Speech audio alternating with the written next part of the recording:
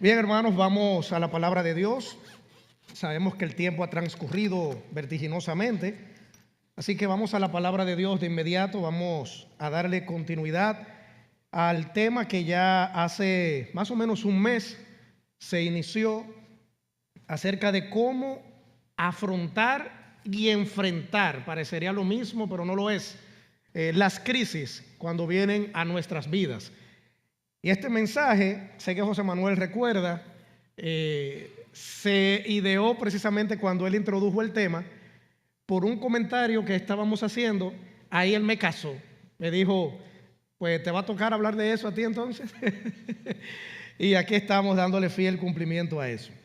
Vamos a orar, hermanos, y vamos a hablar en esta mañana sobre el título dentro del tema general que ya nosotros conocemos, que es enfrentando la crisis, cómo nosotros enfrentamos los momentos de crisis que vienen a nuestra vida.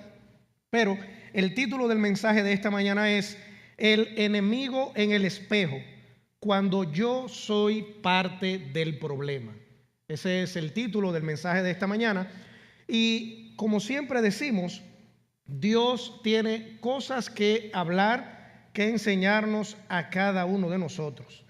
Vamos a orar y ahí sentado, ahí sentada, órele a Dios también por el mensaje. Y no solo le pida que le hable al hermano, también pídale que le hable a usted, que nos hable a cada uno de nosotros. Oremos.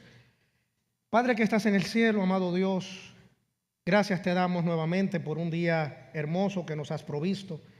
Gracias, mi Señor, porque a pesar de vicisitudes, a pesar de crisis precisamente desde el punto de vista de la salud, hermanos pueden estar acá en esta mañana y otros que aunque no lo están precisamente por motivos de salud, pueden ver el culto por la internet. Gracias, Padre, por eso, porque es un buen uso de la tecnología y en este caso para la edificación de tu iglesia. Señor, en esta mañana háblanos, alienta nuestros corazones, motívanos, que este tema general que tú pusiste en la mente de los pastores pueda seguir siendo de bendición para tu iglesia. Que no solamente escuchemos, sino que escuchemos, pero que apliquemos también. Y sobre todo, Padre amado, que cada uno en lo particular saquemos lo que tú quieres decirnos. Tú dices a través de tu palabra, desde el punto de vista general, pero también desde el punto de vista particular, hay asuntos puntuales que a través de los predicadores, a través de tu palabra, tú dices a nuestras vidas, Señor, que tal vez me la dices a mí, pero no necesariamente a otro hermano, ese punto que me dijiste a mí y viceversa. Ayúdanos, Señor, a entender, a ver los propósitos en cada mensaje que tú tienes para tu iglesia en sentido general, pero también, Señor, para cada creyente en sentido particular. En el santo y bendito nombre de tu Hijo Jesucristo, te pedimos esto, Señor. Amén y amén. Bien, hermanos, este título no me fue fácil ponerlo. Estaba ahí, él había hecho el mensaje, pero no tenía todavía el título. Hasta que este fue entonces el enemigo en el espejo. Cuando usted va a un espejo, todos sabemos lo que es un espejo, sobre todo las damas, creo que pudieran muy bien definir lo que es un espejo y el uso de un espejo. En un espejo, cuando usted está frente a él, no se proyecta otra persona, salvo que no esté a su lado. Y aún así se proyecta a usted. Cuando usted va y se para frente al espejo, usted no va a ver ahí a fulano o a fulana. El espejo va a proyectarle a usted. Por eso es el título. Cuando hablamos de crisis, y hemos estado viendo, normalmente nosotros nos enfocamos en las crisis externas a nuestra vida y asuntos sobre todo que nosotros no controlamos en muchas ocasiones. Por ejemplo, un problema de salud, nadie quiere enfermarse, ¿verdad que no? Yo no conozco una persona que pueda decir voluntariamente, yo me quiero enfermar, yo quiero padecer de tal o cual cosa. No. Entonces nosotros no controlamos las enfermedades que vienen a nuestras vidas. Y hay crisis de salud. Hay crisis económicas, por ejemplo, también. Satanás nos tienta a los creyentes y eso son crisis también. Porque Satanás, su plan macabro y destructivo es deteriorar nuestra comunión con Dios, nuestra fidelidad a Dios. Pero eso es externo. En fin, hay muchas cosas que representan crisis. Hay persecuciones. ¿Cuántos países los cristianos no sufren persecuciones, por ejemplo? En las noticias escuchamos eso. Bueno, ellos no quieren ser perseguidos. Son crisis externas, injusticias, pérdidas de un familiar, de un ser querido. Nadie quiere pasar por este trago amarguísimo, pero todo eso escapa de nuestro control, ¿sí o sí? Eso es una realidad. La crisis llega sin que la provoquemos, esas que acabé de mencionar.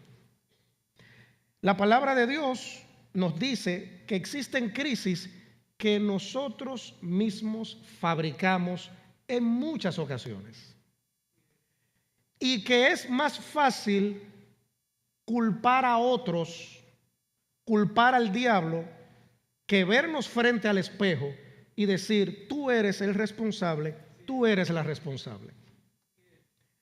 En una ocasión, creo que les comenté, leía en un libro, el escritor se refería, obviamente no es real lo que voy a citar, desde el punto de vista de lo que él cuenta, pero el escritor decía que Satanás en una ocasión fue al psicólogo. Oiga eso, ya por ahí usted sabe que eso no es real, pero él lo cuenta por una razón que les voy a comentar. Satanás fue al psicólogo y cuando está en el diván, recostado con sus dos manos aquí y las piernas cruzadas, bueno, el psicólogo se sienta con su libreta, su lapicero y empieza a preguntarle a Satanás que por qué le visita. Y Satanás rompió en llanto, diciendo: todos los cristianos me culpan, aun de las cosas que ellos mismos crean. Y estaba el pobre estresado, confundido. Y aunque esto da un poquito de risa, obviamente eso no es real, vuelvo y les repito, pero tiene mucha verdad en cuanto al aspecto de que en muchas ocasiones, cuando somos responsables de crisis que vienen a nuestras vidas, culpamos a Satanás o a cualquier otro. Si vamos al libro de Génesis, capítulo 3, no vayan allá por asuntos de tiempo, solo es una referencia, vamos a ver esta realidad. Cuando Adán y Eva pecaron, Génesis el capítulo 3, ¿qué vemos allí? Ellos dos dijeron: Dios, perdónanos. Ciertamente somos responsables de haber comido del fruto prohibido. Perdónanos, oh Dios. ¿Eso lo encontramos? No. Precisamente lo que les acabo de comentar. Adán fue el primero. ¿A quién culpó Adán? Nosotros siempre decimos a Eva en primera instancia, ¿verdad? Pero ¿sabía usted que también Adán culpó a Dios? La mujer que tú me diste. O sea, fue que tú me la diste. Entonces tú tienes culpa de eso. ¿Había usted pensado en eso? Siempre nos enfocamos en Eva y ciertamente Eva comió y le dio a él. Pero él culpó a Dios también de su desdicha o de la crisis. Luego tenemos a Eva. Eva también pasó la culpa a Satanás, ¿verdad? A la serpiente. La pobre serpiente miró para atrás y no encontró a quién echarle la culpa. Pero Adán y Eva no aceptaron su culpa. Y ellos dos fueron responsables de una crisis que comenzó en un momento, en unos minutos, en un día, con una decisión y que todavía repercute al día de hoy.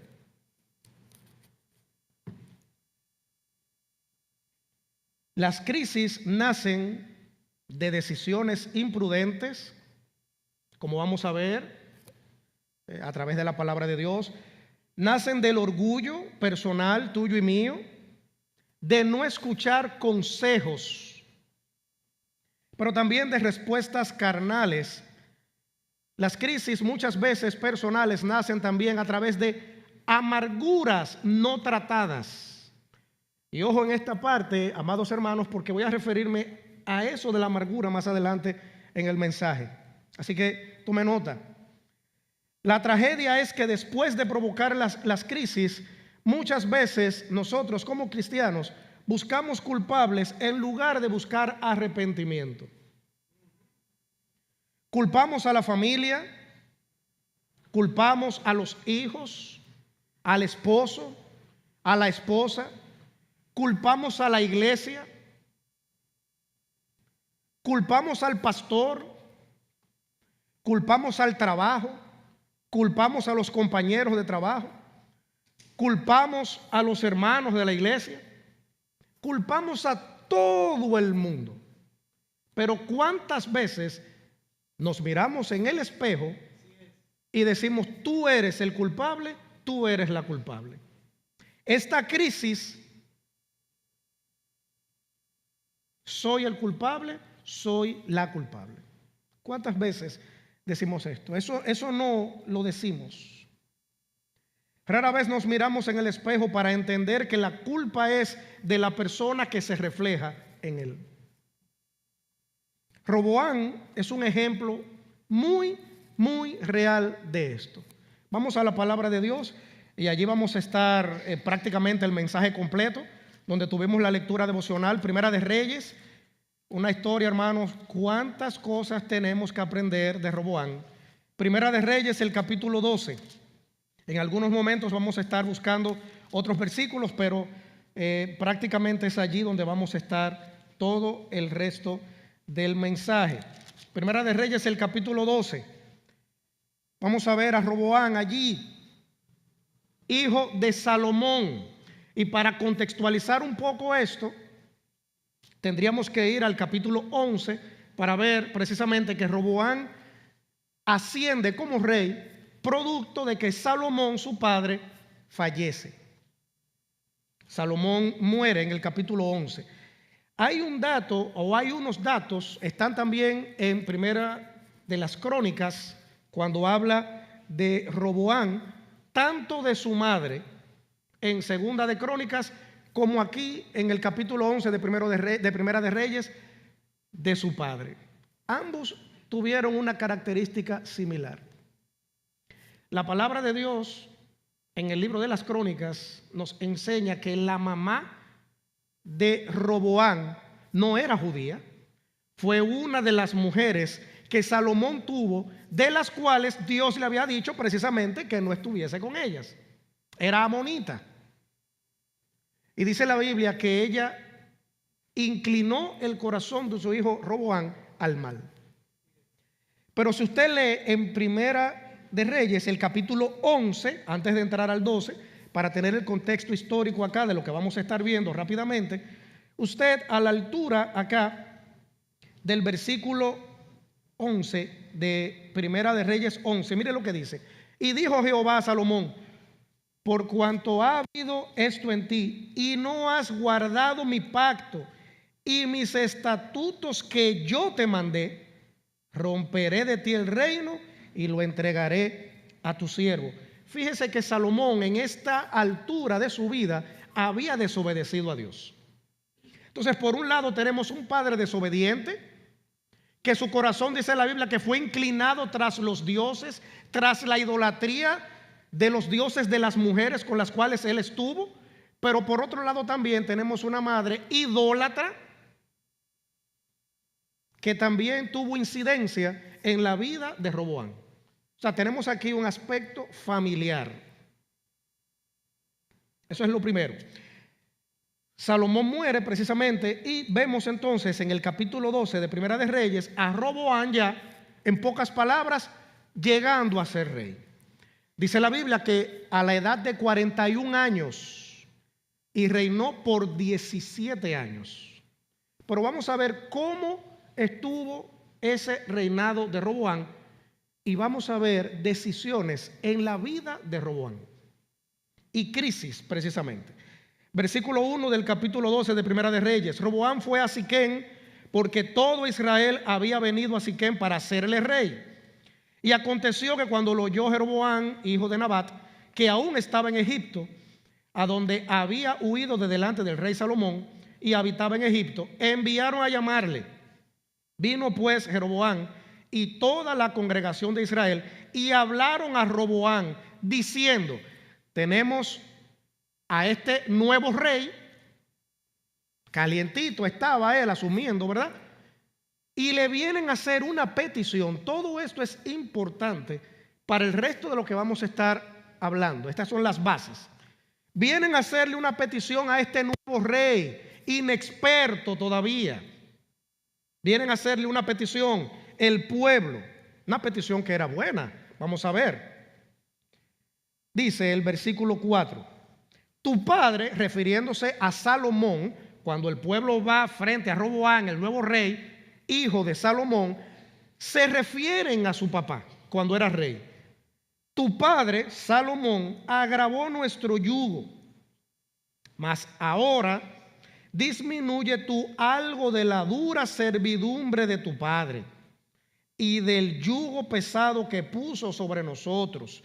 Y como resultado de eso, si tú nos ayudas, en buen dominicano, si tú nos acomodas, si esa dureza con la cual tu papá reinó, ese yugo que nos implantó, si tú lo reduces, ¿qué iba a suceder? Dice la parte D del versículo. Fíjese lo que dice. Dice: te serviremos. Si ese yugo tú lo disminuyes de manera voluntaria, nosotros vamos a ser tus siervos. Óigame, yo no veo nada malo en esta petición. ¿Usted ve algo malo? Al contrario, por la parte final que vemos en este versículo, ¿le convenía eso a Roboam, sí o no? Pero claro que sí. Pero qué rey, o extrapolándolo a nuestra era, qué presidente de una nación no quiere un pueblo tranquilo, no quiere un pueblo manso, vamos a decirlo así, y que sea pro el gobierno. Está bien esa petición. Redúcenos este yugo, tu papá nos dio duro, pero te serviremos. Todo está bien ahí, todo está perfecto. ¿Qué sucedió? Vamos a continuar leyendo acá, a ver qué pasó. Mire lo que dice el versículo 5. Y él les dijo: idos, o sea, les escuchó, ¿verdad? Idos. Y de aquí a 3 días volved a mí. Y el pueblo se fue. Versículo 6. Entonces el rey Roboam pidió, ¿qué cosa dice ahí? Consejo. Subráyeme esa palabra, esa es una palabra clave. Dice ahí el versículo 6. Entonces el rey Roboam pidió consejo, y oiga a quiénes. Dice: de los ancianos que habían estado delante de Salomón su padre cuando vivía. Y dijo: ¿cómo aconsejáis vosotros que responda a este pueblo? Óigame, hasta el momento todo va muy bien. Mire, Roboam, eso está bien, eso. Él nos respondió de una vez. Fíjense que él no dijo: oh, pero sí, miren, a partir de mañana se reduce todo. No. Tampoco él le dijo: no, váyanse, déjenme buscar consejo. Hasta ahora todo va color de rosas. Está buscando consejo el nuevo rey. Recuerden que él es inexperto, y comenzando su reinado le llegó una papa caliente, pero él está buscando consejo. Ahora, hermanos, con esto entramos al primer punto de este mensaje, titulado: la crisis inicia cuando se rechaza la sabiduría piadosa. Este es el primer punto. ¿Qué dice el versículo 7? Y ellos, hablando de esos ancianos con experiencia, que estuvieron con Salomón, que saben cómo se conduce una nación, que saben cómo se debe de conducir un rey, porque ellos estuvieron con Salomón, dice ahí, cuando era rey, cuando él vivía. Roboam fue justamente donde debía de ir, donde esos ancianos expertos, no solo por la edad, sino porque habían estado con un rey y sabían cómo era el asunto. Miren la respuesta de ellos. Y ellos le hablaron diciendo: oh, pero Roboam, si tú fueres hoy, ¿qué cosa? un rey, si tú fueras poderoso, si tú tuvieras autoridad. Eso fue lo que los ancianos le dijeron a Roboam. No. Si tú fueras hoy siervo de este pueblo y lo sirvieres y respondiéndoles buenas palabras les hablaras, ellos te servirán para siempre. ¡Wow! Ese era el consejo. Miren, ahí con eso, si Roboam se hubiese llevado de ese consejo, todo hubiese sido excelentemente bien. Los ancianos que habían servido a Salomón le aconsejaron: tienes que ser su siervo. Y eso es una enseñanza incluso para todo aquel que está en autoridad. Dicho sea de paso. No que tiene poder, porque tener poder no es lo mismo que tener autoridad. Hay gente en los puestos que tienen poder, pero no tienen autoridad. Y hay gente que no tienen el puesto, pero tienen autoridad. Denle mente a eso, que son dos cosas totalmente diferentes. ¿Qué está diciendo aquí la palabra de Dios? Es que tienes que servirle, Roboam. No es buscar que ellos te sirvan, no es sacarle ventaja, no es sacarle beneficio al pueblo, es que tú le sirvas al pueblo.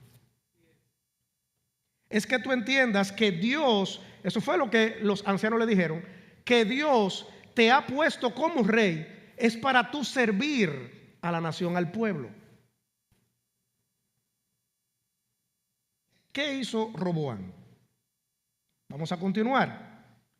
Pero él, refiriéndose a Roboam, al rey, pero el rey dejó el consejo que los ancianos le habían dado. Me imagino yo que quizás él dijo: ese es un buen consejo, mira, está muy bueno eso. Pero cuando usted le da un consejo a una gente y le dice que es verdad lo que usted dice y le mete un pero, mire, tumbe eso. Mire, no se va a llevar de nada de lo que usted le dijo antes del pero. Ese pero ahí, mire, es circunstancial. Pero él dejó el consejo de los ancianos y pidió consejos. El rey está buscando por todos los lados, pero ya te dieron uno. ¿Y por qué tú sigues buscando consejos si ya te dieron uno? Y pidió consejo. Pero aquí sí. ¿Dónde él fue? Primero donde los ancianos, donde la gente de sabiduría, atención jóvenes, donde la gente que sabía, no solo por la edad, sino porque habían estado con ella, sabían el asunto. Pero ¿dónde Roboam fue a buscar consejo ahora? Donde los muchachones, donde los amigos, donde los jóvenes con los que él había crecido, me imagino yo, muchachones, y entonces, donde los jóvenes, ¿verdad?, que se habían criado con él, y ellos también le dieron un consejo. Vamos a ver cuál fue el consejo que ellos le dieron. Oigan esto. Y les dijo: ¿cómo aconsejáis vosotros que respondamos? ¿Qué usted nota? Mire, vamos a leer nuevamente el versículo 6. Él habla en singular cuando le pregunta a los ancianos: ¿cómo aconsejáis vosotros que responda? Él está preguntando en singular. Pero vamos ahora al 9 nuevamente. ¿Cómo aconsejáis vosotros que respondamos? Hermanos, mire, a mí me encantan los detalles en la palabra de Dios. De hecho, eso es estudiar la palabra de Dios. En el primer consejo que él pidió, él está hablando de sí mismo. En el segundo, él los está incluyendo a ellos. Hermanos, ¿ustedes saben qué nosotros podemos determinar con eso en primer lugar? Roboam tenía ya una idea preconcebida de lo que él quería hacer. Por eso fue donde los jóvenes. Por eso están incluidos en la pregunta. Es que somos nosotros. ¿Cómo ustedes quieren que respondamos? Y de hecho, en el original es en plural que está la pregunta. ¿Y qué sigue diciendo aquí? el versículo número 9. Fíjense ahí.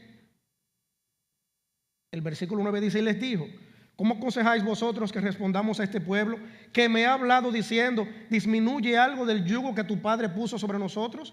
Entonces los jóvenes que se habían criado con él le respondieron diciendo: así hablarás a este pueblo que te ha dicho estas palabras. Tu padre agravó nuestro yugo, mas tú disminúyenos algo. Así le hablarás: el menor dedo de los míos, ay mamacita, es más grueso que los lomos de mi padre. Se metió el orgullo aquí de lleno. Ahora pues, dice el 11, mi padre os cargó de pesado yugo, mas yo añadiré a vosotros, a vuestro yugo. Mi padre os castigó con azotes, mas yo os castigaré con escorpiones. Óigame, muy diferente a lo que los ancianos le dijeron a Roboam. Al tercer día vino Jeroboam con todo el pueblo. Bueno, tú dijiste que eran 3 días, dinos. Yo me imagino que el pueblo quizás estaba contento, pensando, bueno, él va a decir que sí. Según el rey lo había mandado, diciendo: volved a mí al tercer día. Y el rey respondió al pueblo duramente, dejando el consejo. Atención, les dije que me subrayaran la palabra consejo. Dejando el consejo que los ancianos le habían dado, dejando la sabiduría, dejando la prudencia de lado, dejando lo bueno y lo justo. Y se llevó del consejo, como sigue diciendo la palabra de Dios, de los jóvenes. Dice el 14: y les habló conforme al consejo de los jóvenes, diciendo: mi padre agravó vuestro yugo, pero yo añadiré a vuestro yugo. Mi padre os castigó con azotes, mas yo os castigaré con escorpiones. Y no oyó el rey al pueblo. Dice: porque era designio de Jehová para confirmar la palabra que Jehová había hablado por medio de Ahías, sionita, a Jeroboam, hijo de Nabat. Eso hace referencia al capítulo 11. Este muchacho dejó el consejo, pero te dijeron lo que tú tenías que hacer. Y esto precisamente detonó una crisis. Ya en este punto de la historia del rey Roboam ya había crisis, porque lo primero que él hizo fue hacerse sordo a la sabiduría. Y entró precisamente en crisis. El consejo de los ancianos estaba lleno de prudencia. Roboam hizo exactamente lo contrario. Rechazó el consejo sabio. Escuchó a quienes alimentaban su orgullo. Y hermanos, todos nosotros debemos estar de acuerdo en que las crisis que creamos muchas veces nosotros en nuestras vidas inician cuando no escuchamos el consejo sabio. Cuando no escuchamos lo que dice la palabra de Dios o un hermano que nos aconseja, cuando no se escucha o se escucha y se hace lo contrario, al fin y al cabo no se escucha, viene la crisis. Eso es lo primero que nosotros podemos observar aquí en esta historia de Roboam. El orgullo siempre rechaza la sabiduría. Sí, eso es verdad, pero como yo decía ahorita, ya eso es: no te voy a escuchar. La persona orgullosa no busca dirección, busca confirmación de lo que ya decidió hacer. En el interior del corazón de Roboam, y lo vamos a ver más adelante, no estaba la intención de hacer el bien. Por eso él desechó el consejo de los ancianos y se llevó de aquel consejo que alimentaba su ego. Hermanos, las crisis vienen a nuestras vidas cuando las provocamos producto de escuchar a nuestro orgullo. Porque sabemos mucho. Siempre nosotros creemos que sabemos mucho. Que sabemos más que Dios, que sabemos más que la Biblia, que sabemos más que todo el mundo. Y entramos entonces en crisis. La palabra de Dios dice en Proverbios, el capítulo 12, versículo 15, hablando de este punto, Proverbios capítulo 12, el versículo número 15, Dice la palabra de Dios, el camino del necio es como, dice ahí, derecho, pero ¿según quién? Según su opinión, según él mismo. Mas el que obedece el consejo, ¿qué es? Sabio. Roboán demostró que no era sabio, sino que era un necio. Dice la palabra de Dios en Proverbios capítulo 19 también, versículo 20. Joelito, me vas ayudando con los versículos, porque son bastantes y por asuntos de tiempo. Escucha el consejo y recibe la corrección, no solo para que seas sabio ahora, sino para que seas sabio ¿cuándo? En tu vejez. Atención, jóvenes que están acá en esta mañana. Recibe el consejo, recibe dirección. Vas a ser sabio entonces, aun cuando llegues a ser viejo. Roboán no lo escuchó, no recibió ese consejo correctivo de parte de los ancianos.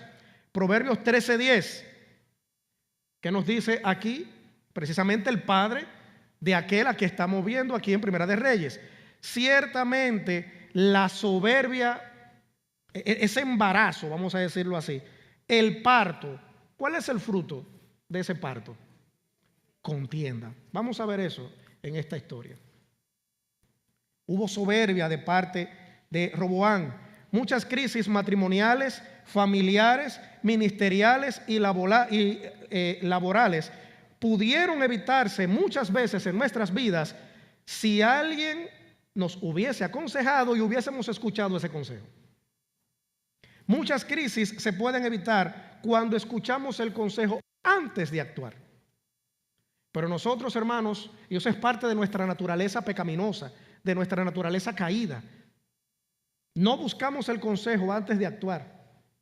Buscamos el consejo después de que actuamos y después que tenemos el agua aquí ya.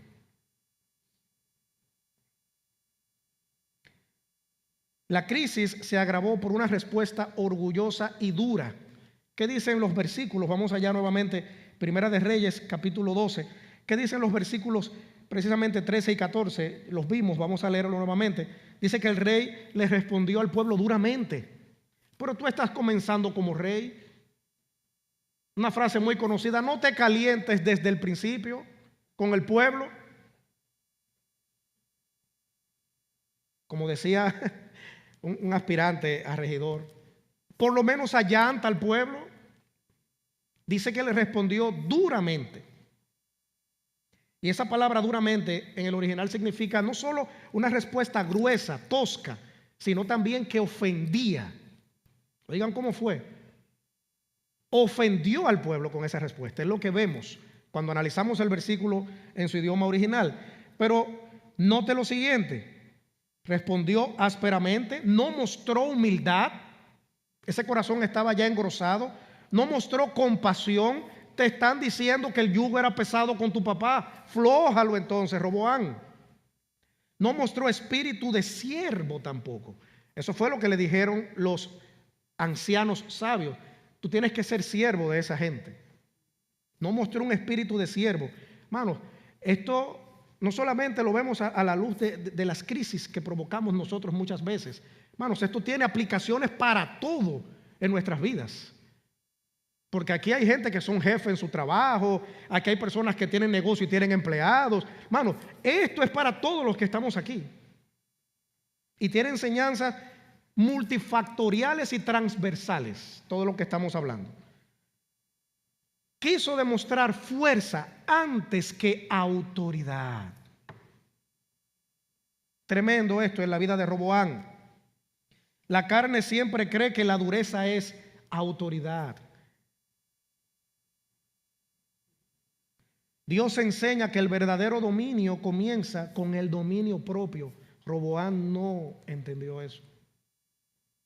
Por eso le respondió ásperamente al pueblo.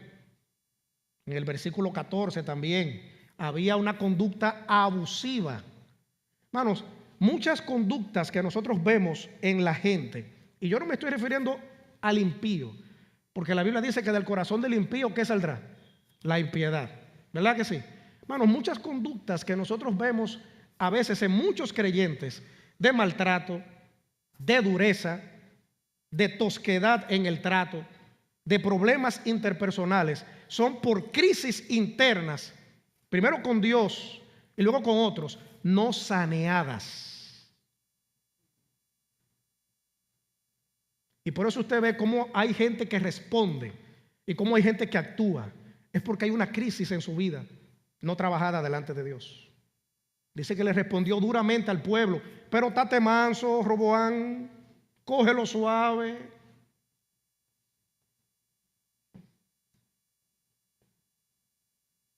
Muchos creyentes reaccionamos desde las heridas. Hablamos con dureza, respondemos con enojos, atacamos a quienes están más cerca de nosotros. Y muchas veces terminamos destruyendo relaciones que no eran el verdadero problema. ¿Sabía usted eso, hermano? Hermanos, qué triste cuando a veces aparecen hermanos que tienen problemas interpersonales por años. Y usted dice, pero ¿cómo puede ser eso posible? ¿Eso es una crisis provocada? Pero el problema no es tu hermano, el problema no es la hermana con la que tú tienes el problema es Satanás, y que los dos se han dejado usar por él. Crisis que provocamos, hermanos, muchas veces, y queremos desquitarnos con otros, y creemos que los demás tienen la culpa. Y hermanos, yo les voy a decir algo claro como usted lo va a escuchar ahora. Ninguno de los que estamos aquí en esta mañana tenemos la culpa de cualquier desdicha o mala decisión que alguien haya tomado. A veces pensamos que sí.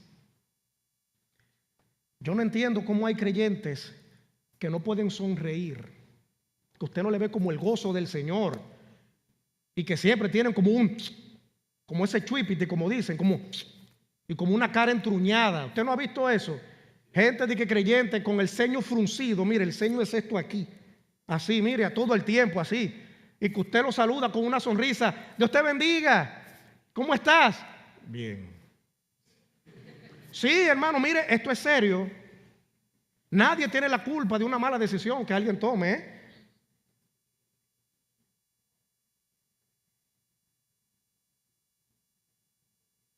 La crisis se multiplicó porque el pecado de Roboán terminó afectando a otros. Vamos a continuar, hermanos, con esto, Versículos del 16 al 20, rápidamente.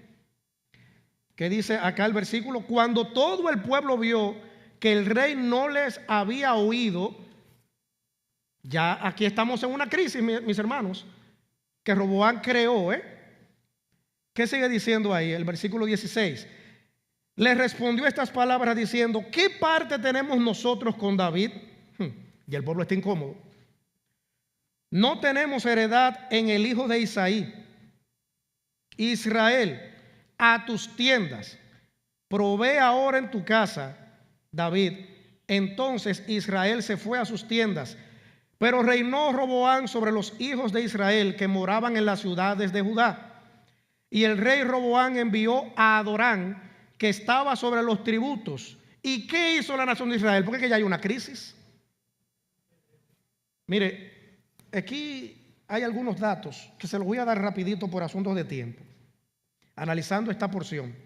Las consecuencias de la mala decisión de Roboán y de la crisis que él creó por su mala decisión, oiga todo lo que trajo como consecuencia.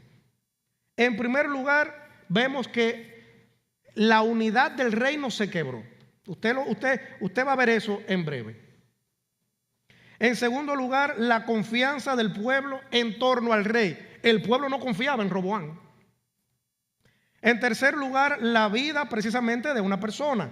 Versículo 18 dice que fue apedreado, lo mataron.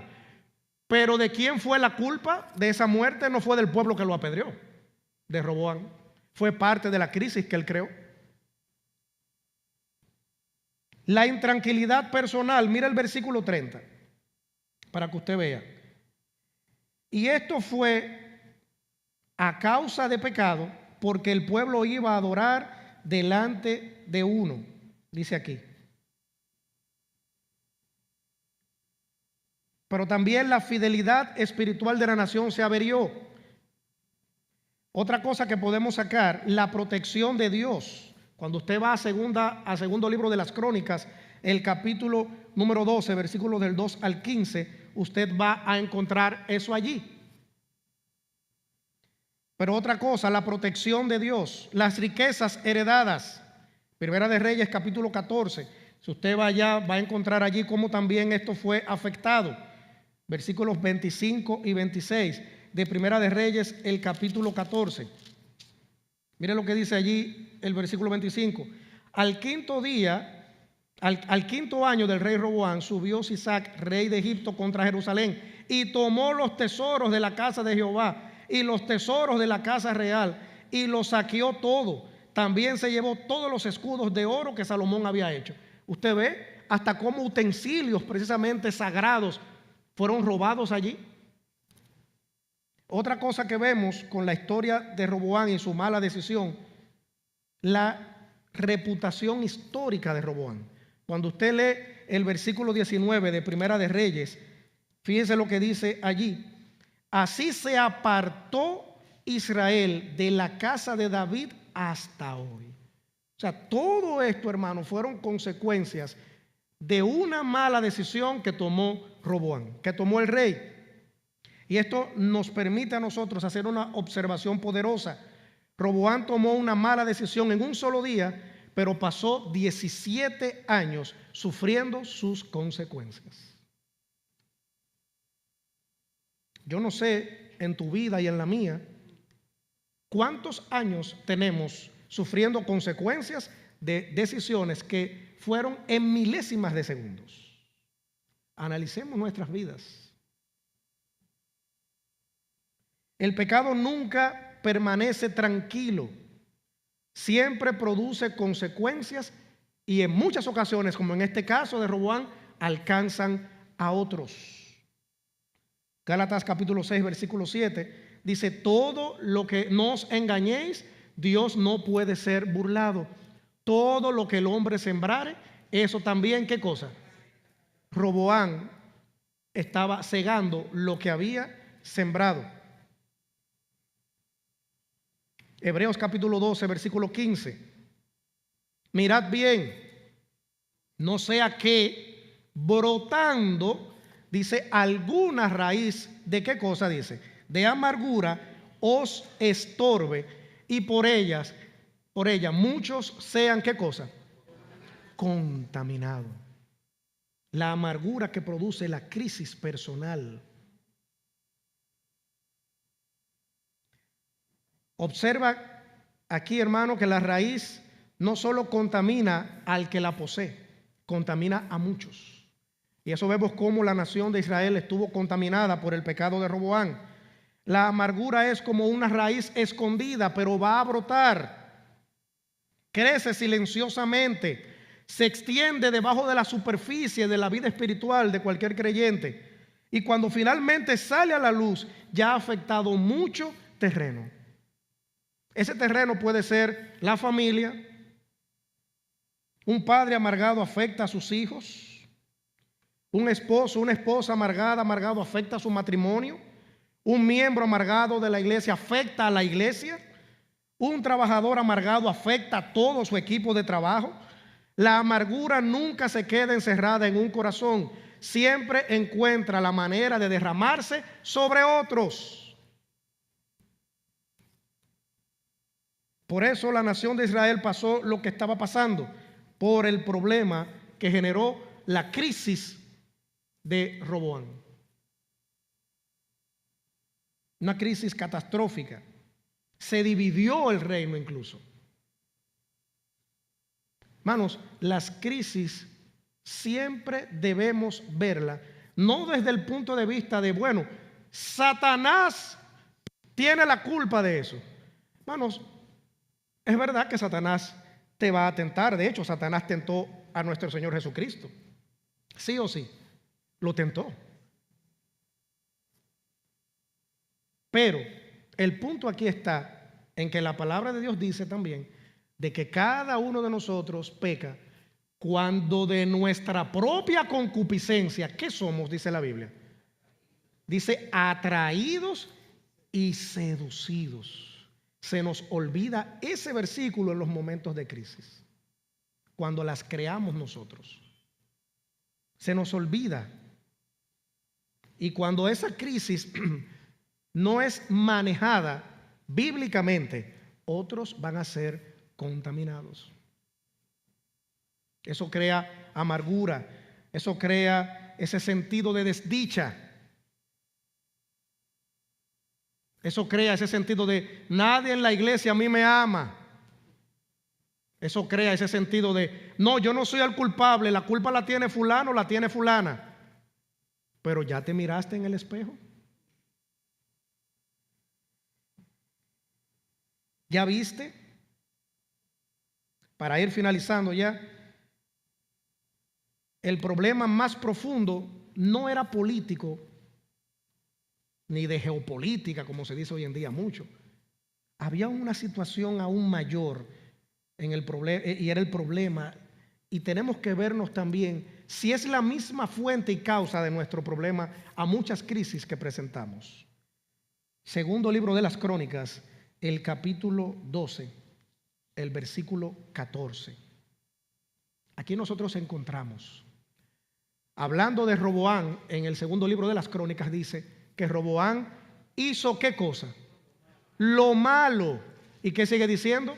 Porque no dispuso su corazón para buscar a Jehová. El problema de Roboán y el problema tuyo y mío es el mismo, el corazón y la disposición de él. Y esa palabra, hermanos, de que dispuso en el original significa enderezar, afirmar, sincerizar. Él no sincerizó su corazón delante de Jehová. Él no lo enderezó, no lo afirmó. El problema no fue político, fue espiritual. El problema de Roboán estuvo en su corazón. Toda crisis externa tiene una dimensión interna, hermano. Nunca olvidemos eso. Antes de que la conducta se desordene, el corazón se desordena primero. La conducta y la respuesta frente a las crisis que provocamos es un resultado de un corazón que está distante a Dios. De hecho, nuestro carácter en medio de las crisis será en la misma magnitud del corazón que tengamos. Sea provocada o no provocada, nuestro carácter como cristiano en medio de las crisis va a depender de nuestro corazón. Si tenemos un corazón sincero con Dios, un corazón fiel a Dios o no, de ahí dependen muchas cosas.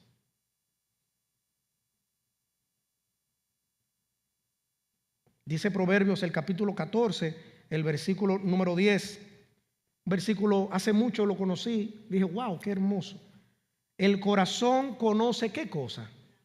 La amargura de su alma, y extraño no se entremeterá en su alegría. Hermanos, y haciendo un término matemático, una concatenación, una unión entre dos principios bíblicos.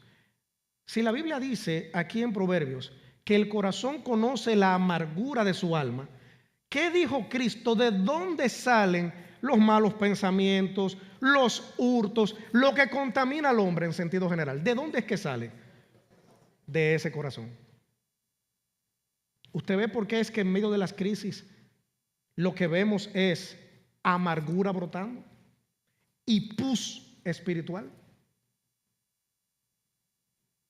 De hecho, la palabra amargura en el versículo anterior que nosotros leímos de Hebreos, ¿usted sabe lo que significa en griego? Veneno. Es veneno. No es algo de que amarga porque no es dulce, no. Es que es un veneno, porque es que envenena a otros, por eso es que contamina, porque otros son envenenados. Hermanos, nuestras crisis no son objeto para el desquite personal. Y yo aprovecho, hermanos, cualquiera de nosotros, oh amados hermanos, que esté en un momento de crisis, no culpes a otros.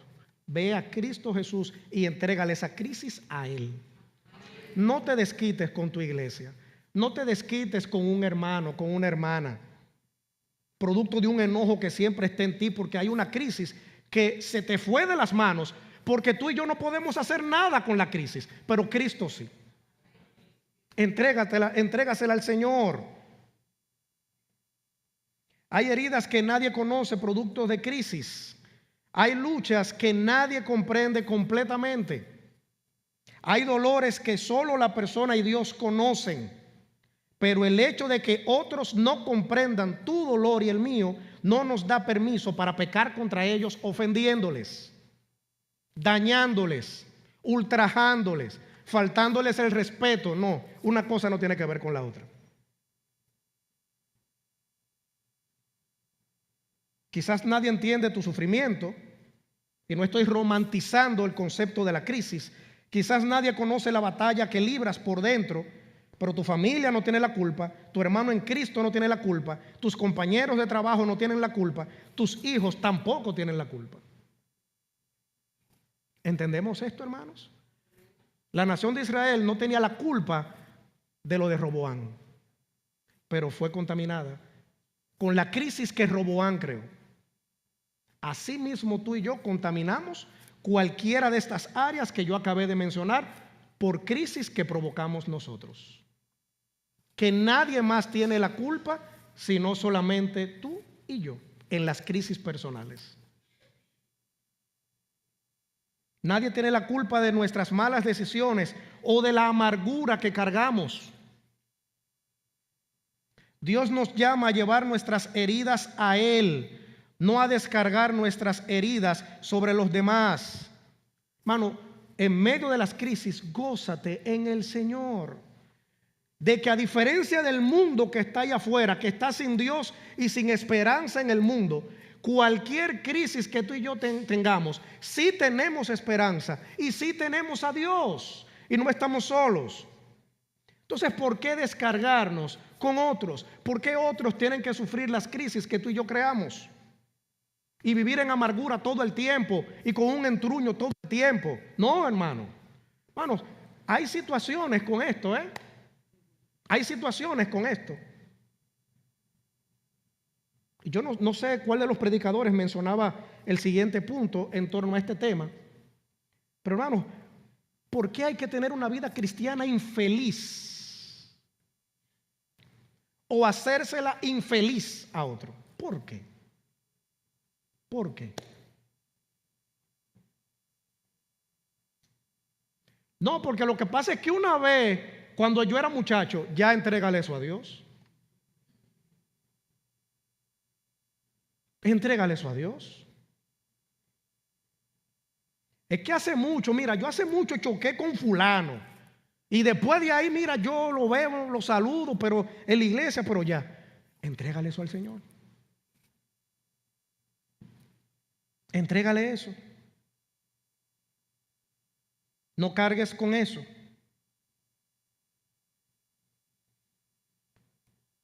La respuesta bíblica a la crisis, cuando la provocamos, es reconocer que hemos contribuido a nuestra propia crisis. Y que la solución no es justificarnos. Usted sigue estudiando Primera de Reyes capítulo 12 y los demás capítulos siguientes, y usted va a encontrar que Roboam siguió, se parecen los dos nombres que aparecen. Roboam siguió forzando, Aún el reino se divide, él quería forzar y con un grupo de personas quería retornar y pelear hasta que le dijeron, pero estate tranquilo ya, y va a seguir. Pero él quería forzar en medio de la crisis que él había creado. Él quería forzar, con eso se estaba justificando. La solución a la crisis es la humillación. La palabra de Dios dice en Primera de Pedro capítulo 5, versículos del 5 al 6. Voy a tomar la frase que me interesa acá del versículo. Dios, ¿a quién resiste? A los humildes, a los soberbios, al orgulloso, al contumaz, al rebelde. Y le da gracia a quienes. a los humildes. No es engrosarnos y empezar a ver a todo el mundo como que es malo y como que nosotros somos los buenos y como que somos una víctima. Y empezamos a victimizarnos. Es que todo el mundo está como que está contra mí. ¿Quién ha dicho eso? ¿Quién ha dicho eso? No, es que todo el mundo como que le da para mí. Pero que ¿quién te dijo eso a ti? Hermano, ¿usted no ha oído expresiones así? Claro que sí. Es que el pastor como que no me escucha. ¿Y tú fuiste donde él? Pero no solo si fuiste. ¿Te llevaste de lo que él te dijo? No.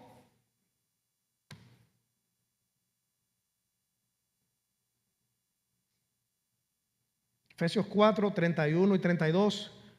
En como le han llamado mucho, este proceso de quitar y poner. Quítate una cosa y ponte la otra. Bueno, pues Pablo dice lo siguiente: quítese de vosotros, o sea, de ti y de mí, toda que llega con la crisis, como hemos visto, toda amargura. Pero ¿qué otra cosa? Enojo, ira y una serie de pecados, porque son pecados. Y que antes de eso seamos como unos con otros. Benignos, wow. Tremendo. Y el versículo sigue diciendo: misericordiosos, perdonándoos unos a otros. Y mire, aquí es la parte, el clímax de ese versículo. Ese perdón tiene que ser en la misma medida de quién. Dice ahí: como Cristo, como Dios os perdonó a vosotros en Cristo. Esa es la medida de Cristo. Como Dios nos perdonó a nosotros, perdonar nosotros también. Y recuerden que en una ocasión les dije lo que era el perdón.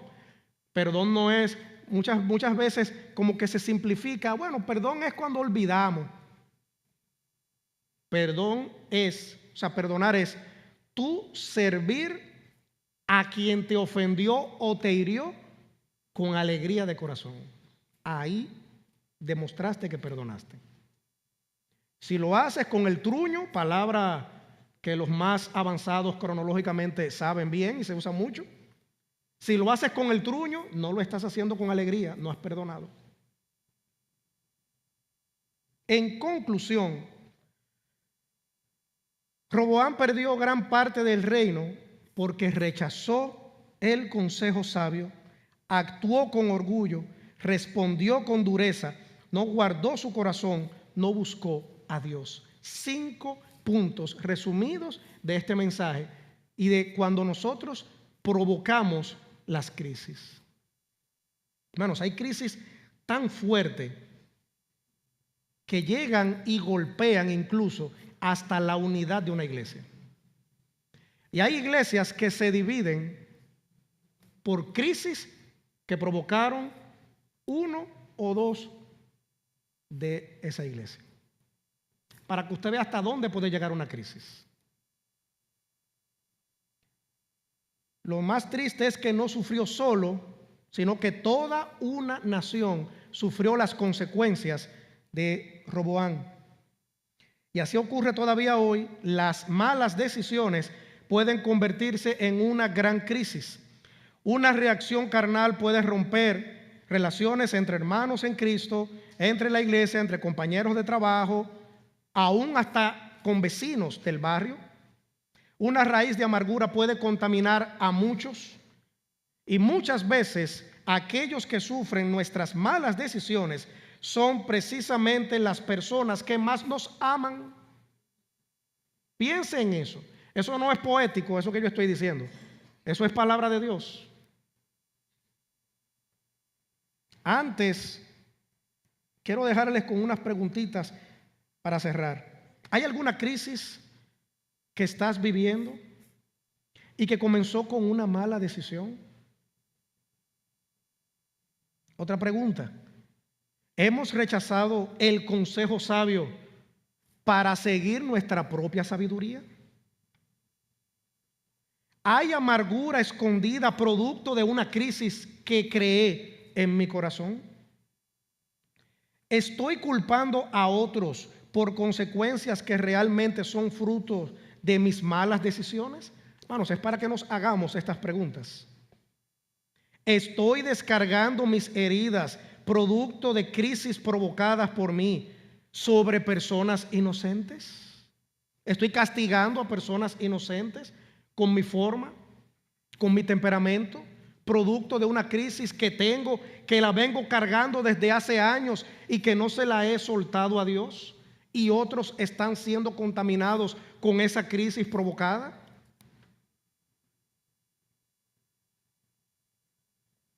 Debemos arrepentirnos de cualquier crisis que hayamos creado, mostrar humildad verdadera, confesión sincera a Dios y una búsqueda renovada del Señor.